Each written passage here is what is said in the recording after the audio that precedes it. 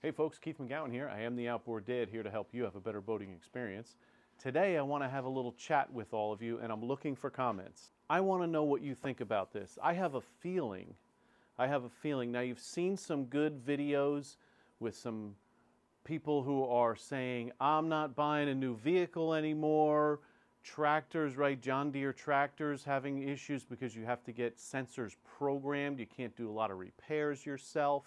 Outboard motors are even getting more and more sophisticated. You can hook up computers to them to check diagnostics now.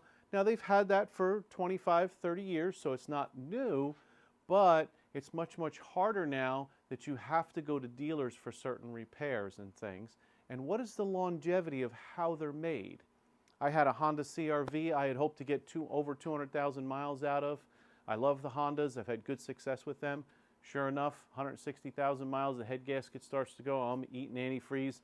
I'm not going to rebuild that engine because when I looked up on YouTube videos on how someone does it, I wasn't comfortable I was going to have longevity after the rebuild. So, what do you think about these outboard motors? I have a feeling that these older outboards, I don't think they're going to increase in value, but I think they're going to stay valuable. They're going to maintain their value for a longer time than some of these newer motors. So let's keep in mind here, I have this 130 horse Evinrude. We're just finishing up the rebuild.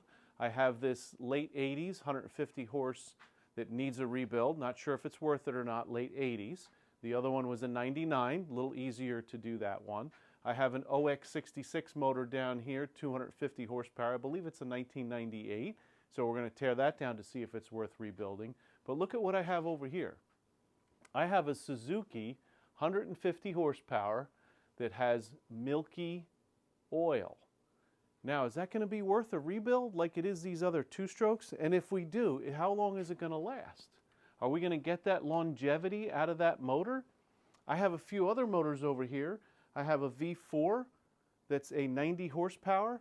Power head was in good condition, had good compression, redid the lower unit, didn't have to put seals in it. It was good, put a new water pump in it. We're doing the thermostats on that, and we cleaned it all up. Seems to run well. We're going to sell it as is. What's the value of those motors, and are they worth rebuilding? Are people not going to rebuild anything anymore? Are mechanics really going to be just parts changers based on a diagnostic?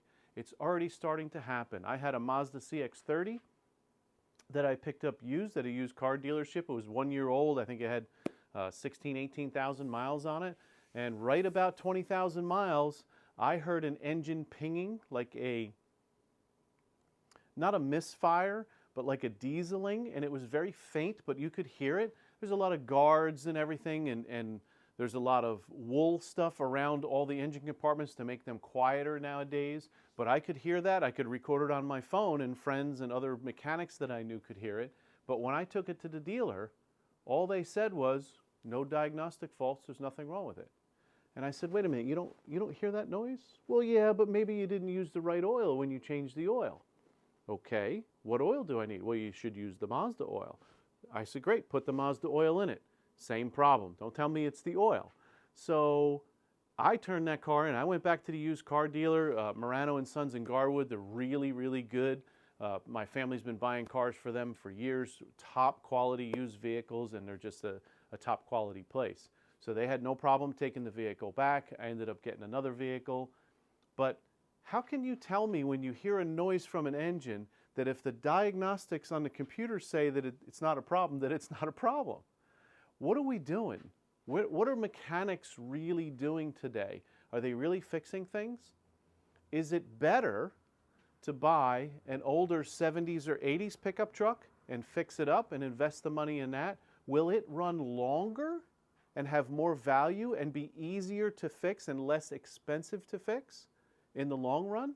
You can get 250, 300,000 miles out of those old V8 or that straight six Ford engine. What about these outboards? We have these outboards here that are from the 70s, 80s, 90s. I have gentlemen who have motors from the 70s, 80s, 90s. They say they are never getting rid of their two-stroke motors. How do you feel about it, and what do you think is going to happen in the long run of this battle between four-stroke and two-stroke? Is that really what it is? Nothing wrong with four-stroke motors, but how well are they made? Are they made as well as the older motors were? Or are the older four-strokes better? We're going to find out, because over time we're going to see what really lasts. I want to know what your opinion is. Please send me feedback and send me comments. Let me know what your thoughts are on whether or not you feel these older motors are going to hold their value longer than expected, because guys can still work on them. If they've been taken care of properly, they're made better, and they're simpler and cheaper to fix. Let me know your thoughts. Please like, subscribe, send me any comments that you have, and we hope to see you soon out on the water. Take care.